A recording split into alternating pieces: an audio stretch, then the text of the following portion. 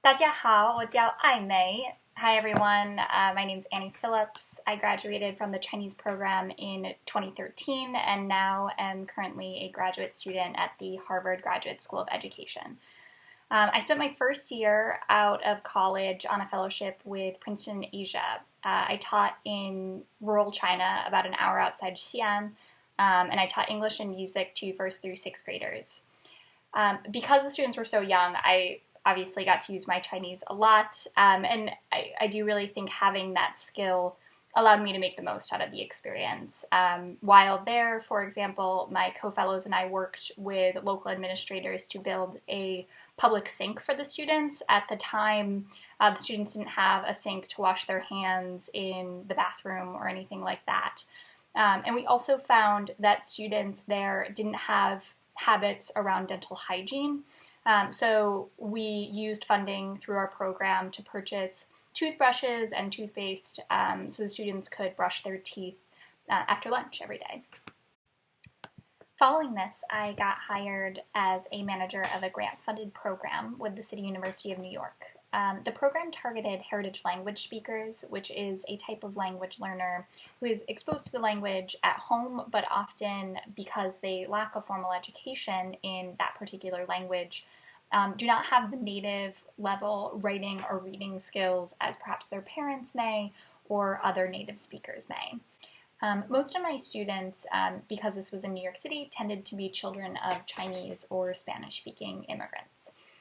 In this job, I managed all aspects of the grant, which was intended to not only increase those domains of language which heritage speakers often are weakest in, such as reading and writing, but also empower the students to really begin to believe that this ability to speak another language is an asset, especially in an increasingly globalized world. And that is kind of a nice lead-in to why I made this video. Wang Laoshi asked me to talk a little bit about the value add that studying Chinese at Hamilton has had in my life and in my career. And while I feel like I did absorb a lot in my time at Hamilton and in the Chinese program, I think there are really three main things that have influenced the trajectory of my career. The first being the network of peers. The Chinese program does an excellent job of trying to build community at Hamilton, better than other departments, I would say. I was also an econ major at Hamilton, and I think I can safely say that the Chinese program is just much more intentional about bringing the community together, whether it's at Chinese table, which I encourage everyone to go to often, or in programs such as this. And, you know, I think this was really important for me because when I was applying for Princeton Asia, I found out that one of the directors was actually a graduate of the Hamilton Chinese program. And he in fact interviewed me, and I do think while I was qualified to be doing the fellowship, that connection with the Chinese program was my foot in the door.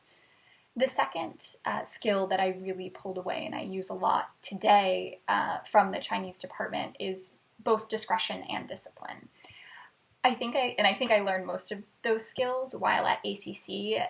I assume you've probably all heard that ACC asks a lot out of you, and it's very challenging. And at times you do need to make discretionary choices about what you can get done and how much of it you can get done well. And that often means not doing some things. And this may sound like a bit of a cop-out.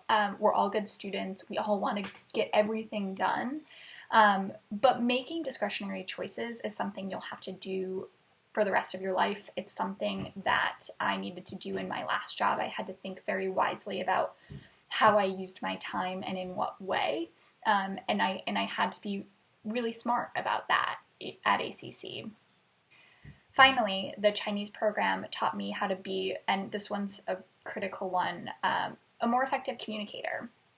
Hamilton makes a really big deal about communication and being effective communicators, and I think the Chinese program takes that very seriously.